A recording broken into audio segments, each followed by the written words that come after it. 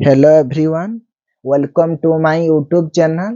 आज मु plus two प्रथम वर्ष रे जो साप मोचन कवितार किछिटा धाड़ी आमे पढ़िथिलु 20टा धाड़ी पर्यंत। आज 21 लाइन पाखरु आज आमे पढ़िबु। देखंतु। रिपु हसिबे हासुनी किबा बोलिबे चक्रपाणी।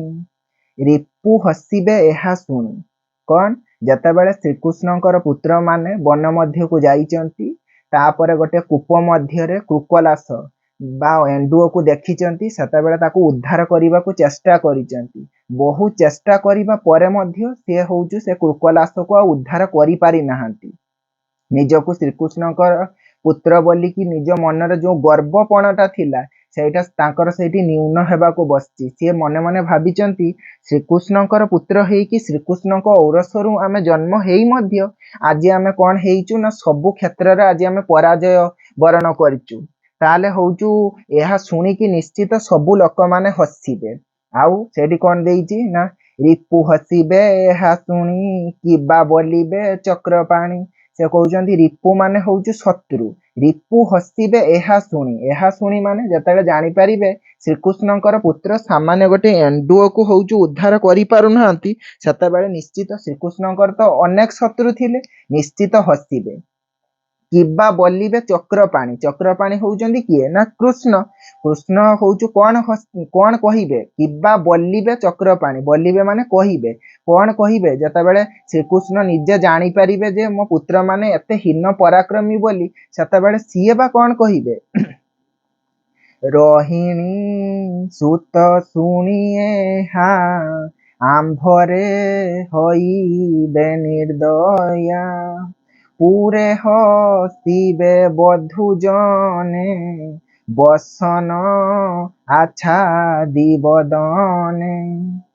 रोहिणी सुत एहा शुणी एहा। रोहिणी सुत किए ना बलराम माने से कहउचंती तांकर बड़ा बापा श्रीकृष्णकर पुत्र मानकर जो बड़ा बापा हेले रोहिणी सुत बलराम कोन करिवे शुणी एहा जेतेबेले शुणी पारिबे श्रीकृष्णकर पुत्र माने आज गोटे सामान्य कृकलास बा एंडुओ को कूप मध्यरु उद्धार करि पारनांती से निश्चित रोहिणी सुत शुणी एहा आंभरे होइबे निर्दया। निर्दया माने होउचु रागी जिबे आम प्रति से निष्ठुर आचरण करिवे।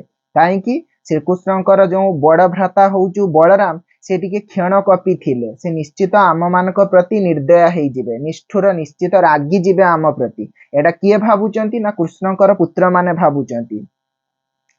पूरे हसिबे बधु जने बसन आच्छादी बदने। पूरे माने होउचु नगरे बा सहर रे। सहर एठी तो सहर अर्थ नु एठी नगरी बा से गाँ रे कोन हबो ना हसिबे बधु जने। पूरा शब्दर अर्थ नगर।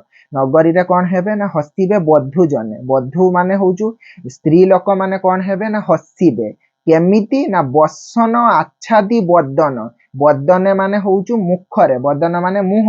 मुहरे कोन करिवे ना बसन माने लुगा। आच्छादी माने होउचु आच्छादन करी बा घुड़ेकी माने लुगा देकी हसिबे सबु स्त्री लोक माने।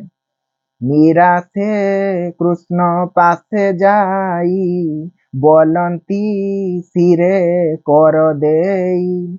निराशे कृष्ण पासे जाई। कृष्ण को पासे माने निकट को। निराश रे कोन हेइची ना कृष्ण पुत्र माने जतले निराश हेइ जाइचंती विभिन्न कथा तांको मन भीतर को आछि सेतेबेले आउ सिए किछि बाट पाइ नाहंती कोन करचंती ना कृष्ण को निकट को जाइचंती। जाईकी कोन कृष्ण माने तांको पिताश्री को निकट को जाइचंती बोलंती सिरे कर देई। सिरे माने होउचु मस्तक। सिरे माने मस्तक रे बोलंती माने कुहंती कर माने हाथ देईकी मथारे हाथ देईकी माने जेमती बहु चिंतित अछंती लोक मान जतले चिंतित थांती सेतेबेले कोन करंती ना मुंडरे हाथ दियंती। सेई भलिया श्रीकृष्णकर पुत्र माने सामान्य गुटे कृकलास बा एंडू को जेतेबेले कूप मध्यरु उद्धार करि पारनांती मन भितर अनेक आशंका आछि से निजको हीन पराक्रमी बोली भाबिकी निराश हेइकी तांको पितांको पाखु जाइचंती देकी मथारे होउचु हाथ देकी चिंतित होइकी पितांको पाखरे सब कथा वर्णना करचंती। भदेव शुण सावधाने अद्भुत कथा घर बने वन गहने अंधकूप ता मध्ये कृकला स्वरूप।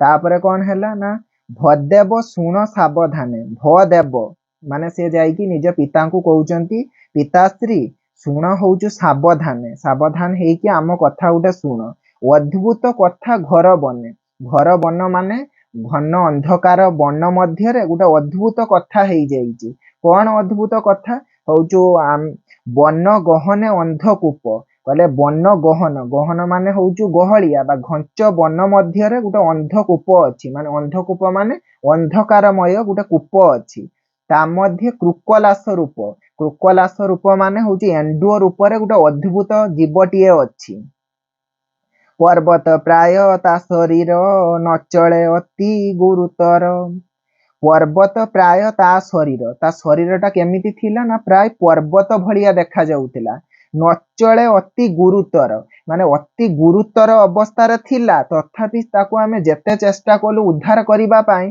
से क्षणक माने टिकेक मध्य होउचु चल प्रचल होई पार नथिला अटारी न पारिलु बळे टाणते चरण न चले अटारी न पारिलु बळे कहले आमे बल प्रयोग करी ताकू टाणीबा पई चेष्टा कलु किंतु अटारी पारिलु नाही माने टाणी पारलु नाही टाणते चरण चरण न चले चरण माने पाद जेते टाणीले आमे चेष्टा कले न चले माने टिके मध्य होउचु घुंचिला नाही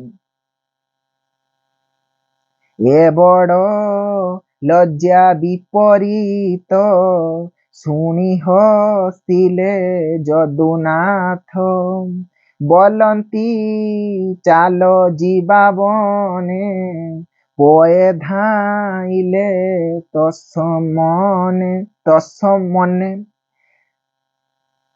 देख ए बड़ लज्जा विपरीत ए बड़ लज्जा होउचु विपरीत एटा मन्ने हबो तस्मने ए बड़ लज्जा विपरीत कहले ये तो बहुत बड़ लज्जार कथा होउचु श्रीकृष्णकर पुत्र माने होउचु वन मध्य गोटे कूप को उद्धार करि पारनाहांती वन मध्य गोटे कूप मध्य गोटे एंडुओ को उद्धार करि पारनाहांती शुणी हसिले जदुनाथ होउचंती श्रीकृष्ण ए कथा को शुणी की हसिले मने मने बोलंती चाल जीवा बने पोए धाइले तस्मने बोलंती माने कुहंती चाल जीवा बने बने माने बण मध्य को बोले चाल बण मध्य को जीवा पोए धाइले तस्मने पोए माने पुत्र माने श्रीकृष्णकर पुत्र माने धाइले तस्मने माने खुशी हेकी जेहेतु पिताश्री कहले चाल जीवा बन मध्य को सताले से खुशी हेकी धाइले एमंते घर बने जाई कूपे चाहिले भावग्राही देखिले घर अंधकार निर्जल तृणे महाघर एमंते घर बने जाई माने एहीपरि भाबरे घर बने माने होउचु घंच बा होउचु अंधकारमय बण मध्य को गले जाईकी कूपे चाहिए भावग्राही होउचंती किए ना श्रीकृष्ण भाव को जी ग्रहण करती से होउची कृष्ण से कूपे चाहिए माने से जो कूप मध्य जो एंडुओटा पड़ी जाइतिला से कृकलास तारी से कूप मध्य को चाहिए देखिले घर अंधकार देखिले जे माने से कूप मध्य पूरा अंधकारमय हो जाइची घन अंधकार पूरा किटिमिटिया अंधकार हो जाइची निर्जल तृणे महाघर निर्जल माने जल शून्य जल देखा जाऊ ना तृणे माने खाली घास रे महाघर माने पूरा अद्भुत पूरा आश्चर्यकर जे ता मध्य टोटाली माने टिके की भी जल नाही किंतु पूरा किटिमिटिया अंधार पूरा हो जाइची आ अंधकारमय हो जाइची